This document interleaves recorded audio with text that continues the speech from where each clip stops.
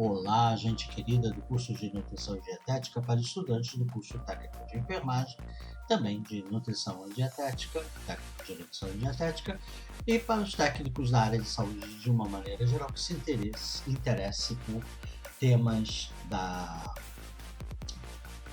nutrição e dietética. Bem, nos vídeos anteriores nós vimos um vídeo sobre introdução, um outro vídeo sobre as profissões ligadas à nutrição e dietética, tanto a nível técnico, superior, pós-graduação, elementares e fundamental.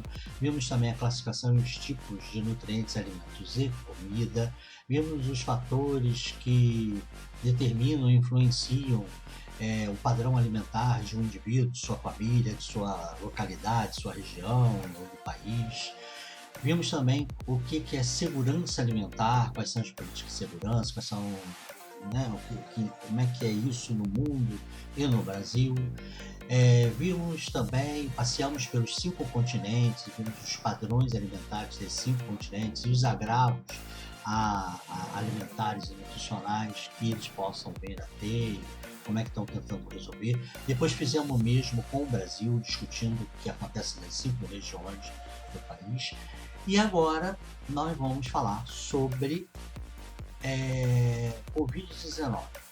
Como é que foi o impacto da síndrome Covid-19 no padrão alimentar das populações de maneira geral, e suas consequências nutricionais, os possíveis impactos. E não teve um impacto único, né? Já que é uma sindemia, não teve um impacto único. Por quê? Qual é a diferença de uma pandemia com uma sindemia? Na realidade, a sindemia é o mesmo que a pandemia, né?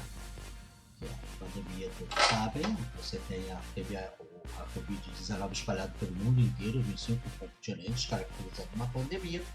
Porém, o que diferencia da sindemia é que a pandemia, a gente tem o agente espalhado pelos 5 continentes e ele tem um comportamento, né, parecido, com diferenças pouco significativas. A sindemia é igual a uma pandemia, porém aspectos outros que não puramente biológico e patológico influenciam na resposta. Então, por exemplo, na Covid-19, ela não teve as mesmas manifestações nas populações mais pobres ou menos pobres. Nas mais pobres de rua, teve uma manifestação que foi diferente dos pobres que tiveram que ir trabalhar sem nenhuma proteção. Nos mais alimentados, menos alimentados, né? Então, teve, de acordo com, até com opções políticas, atitudes políticas na condução da Covid-19 e a opção política dos eleitores, a filosofia deles, que fizeram eles votarem A, B ou C, também fez com que eles tivessem uma postura de convivência na Covid-19, e aí as respostas populacionais foram diferentes. De acordo com cada tipo de governo, o que o governo fez ou deixou de fazer frente ao Covid-19, fez o diferencial nas respostas. Assim como os eleitores, o eleitor de A, independente de ter ganho ou não, ele em um grupo majoritariamente de eleitores de B, independente de ele ter ganho ou não, a ideia política de cada um, a motivação do voto de um grupo, é claro que não é de uma única pessoa, de um grupo, fez a diferença das respostas epidemiológicas. Então ela não foi única, ela teve lugares que foram mais graves, menos graves, tem lugares que a gente pensava que seria mais grave, mas não foi porque teve outros atenuantes. Então, quando aspectos sociais, psicológicos, religiosos, políticos, econômicos impactam na distribuição de um agente pandêmico e faz com que ele tenha comportamentos distintos em termos epidemiológicos, isso deixou de ser uma pandemia para ser uma sindemia. A pandemia ela é homogênea, a sindemia não. Então, por isso que chamamos de sindemia, porque na realidade ela foi uma sindemia. Então, vamos ver aí o que ela trouxe de ruim, o que ela trouxe de benefício, né? Teve muita coisa ruim, mas apesar dela ter sido algo que a gente não gostaria que se repetisse, né? Nem na nossa geração, nem na geração de ninguém, mas nem tudo é tão ruim que não tem alguma coisa que se aproveite. Então vamos lá, vamos às diversas situações. Então, uma situação é a fome. O número de pessoas que ficaram um dia ou mais sem comer nada aumentou bastante. Aqueles que já estavam nessa situação só tenderam a piorar, e países ou regiões que já que tinham uma fragilidade alimentar, mas que não tinham uma grande população de famintos, aumentou essa população de famintos. Então o Brasil, que tinha saído do mapa da fome, começou a degringolar em 2016 por conta de situações econômicas que aconteceram aí em 2015 e que foi piorando a cada ano. Chegou o auge da insegurança alimentar e da fome nos anos de 2020, 2021 e 2022. Foi um auge, esses 3 anos impactado, né, pela Covid-19. E aí, as pessoas que mais passaram a ter fome foram as que já tinham, mas também entraram outras pessoas que não, ou tinham uma insegurança leve ou moderada e começaram a passar fome, ou em alguns grupos até que não tinham essa insegurança e passaram. Por quê? Os trabalhadores que, vamos agora focar no Brasil e em regiões que aconteceram igual ao Brasil, trabalhadores que foram obrigados a correr atrás, foram obrigados a buscar o seu sustento, que não puderam ficar nas suas casas, e principalmente que buscaram e não tiveram as proteções adequadas, as proteções de distribuição por turnos para não ter aglomerações, distribuição de máscaras, que não tiveram os cuidados, que além de ter que sair de casa, no auge, quando não tinha vacinação, não tinha nada, veio que sair de casa e que, além de sair de casa, não tiveram as suas proteções resguardadas. O que aconteceu com essas pessoas? Muitos morreram, muitos contraíram, se infectaram com Covid e morreram, e as suas famílias deixaram de ter a pessoa provedora. Se tivesse outros provedores ou outra pessoa o substituísse, né? Mas nem sempre isso aconteceu, e aí passaram fome.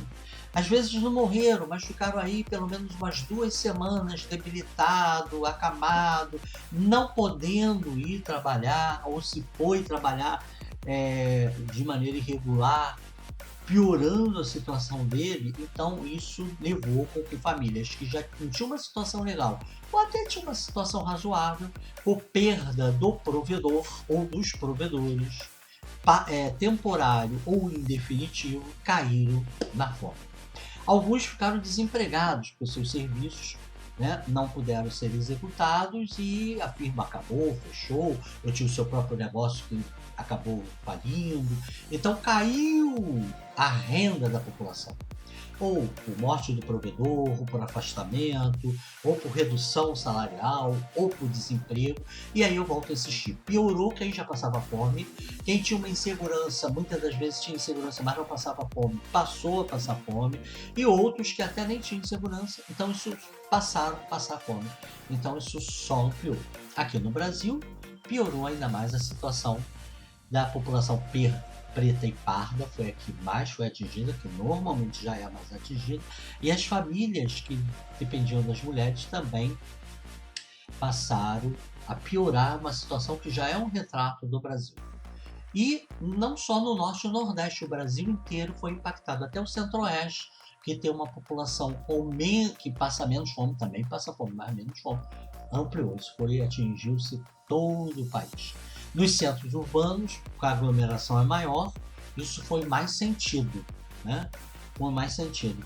Agora, por incrível que pareça, os moradores de rua, como as pessoas, eles são invisíveis, a maioria da população passa por eles, são invisíveis, e como eles ainda tinham uma rede, que na maioria ainda se manteve uma rede de alimentação deles, muitas das vezes dependendo do local, eles não tiveram uma piora da sua situação significativa, porque eles até não se infectavam com o vírus, porque como as pessoas se afastavam deles, de uma certa maneira os protegiam. Mas é claro que aumentou o número de moradores de rua, ou seja, houve uma piora aí na qualidade alimentar dos indivíduos, né? Muito bem. Um outro lado foi dos trabalhadores home office. muitas pessoas não sabiam trabalhar home office, não estavam preparadas e começaram a trabalhar home office. E ao não sair de casa, nem atividade física fazia. Quem não já fazia exercícios físicos, fazia atividade física. Ou deixaram de fazer exercícios físicos porque se associavam ao exercício físico ao ar livre, a academias. E aí elas começaram um quadro de ansiedade, mais uma redução da atividade física. Então houve um grande, da mesma maneira que nós tivemos um grupo de aumento da desnutrição e subnutrição, inclusive de adultos, nós tivemos aí um grupo de pessoas aumentando aí a obesidade e todas as consequências da obesidade por sedentarismo, né? Dos trabalhadores home office. Isso significa que todos os home office ficaram sedentários? Não. Que ficaram presos, ficaram sedentários? Não, então, alguns faziam atividades físicas, tinham essa preocupação de organizar um horário para fazer atividade física e alguns até exercícios físicos. Mas uma boa parcela da população, não só no Brasil, como no mundo, né? De que tinha como característica trabalhar em home office e que não se preparou, ou seja, reduziu a atividade física, ficou sem exercício físico e engordou, né?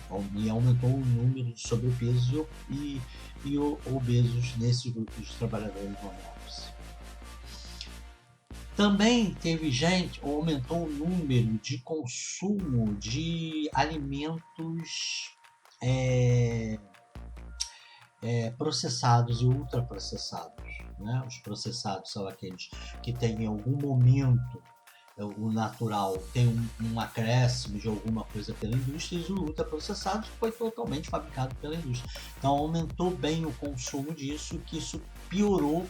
Isso não só favoreceu a engorda, dependendo do tipo de alimento que era consumido dos trabalhadores home office, como também piorou. E alguns nem precisavam sair de casa, porque os supermercados começaram a levar, né? Aumentou esse serviço de delivery nos supermercados, como também aumentou a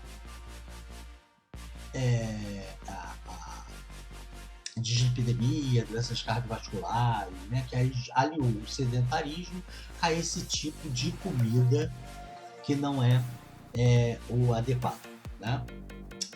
Enfim, a única vantagem, tanto dos que recebiam delivery quanto os que iam no supermercado, é que passaram a se preocupar com uma coisa que nós vimos lá no final do vídeo de segurança alimentar, como as próprias famílias podem ser responsáveis por sua segurança alimentar, e tem gente que acha que está em segurança alimentar e, ao fazer compra no supermercado, se põe em risco. Então nós vimos que, entre outras coisas, deveria ver a qualidade, deveria fazer a higienização das mãos quando chega em casa, higienizar logo os alimentos, colocar água, acondicioná-lo adequadamente. Então isso ampliou esse tipo de medida que poucos faziam, ampliaram até nos indivíduos que usavam ultraprocessados e processados. Então isso foi um lado positivo aí, o cuidado com a higienização, com a conservação dos alimentos.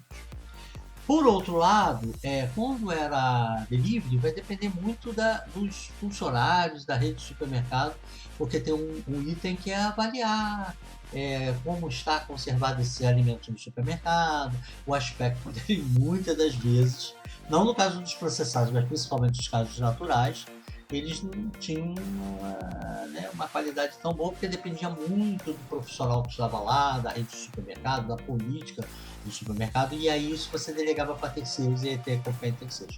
Então essa parte foi ruim, né? Você escolher os naturais, né? Mas no processado, que raramente tem isso, a não ser alguma coisa furada, uma embalagem furada, fora da validade, que aí fora da validade tem como você reclamar e receber. O amassado aumentou mesmo no delivery a higienização do material, não simplesmente pegar o material como muitos faziam, muitas famílias, material que comprou no mercado ou que chegou em sua casa e simplesmente estocar, deixar lá do lado de qualquer maneira. E por fim, teve também um grupo que começou a se dedicar a cozinhar em casa. Mesmo que não comprasse, esse é o contrário, começou a se preocupar com o modo de fazer, com suas experiências, a comer coletivo, a comer devagar, com tempo. Os que tinham dinheiro para comer, que não teve afetado suas finanças e que tinham um certo nível intelectual de informação, muitas das vezes, dependendo da busca deles pelas receitas, tinham lá essa receita mais adequada para a situação tal.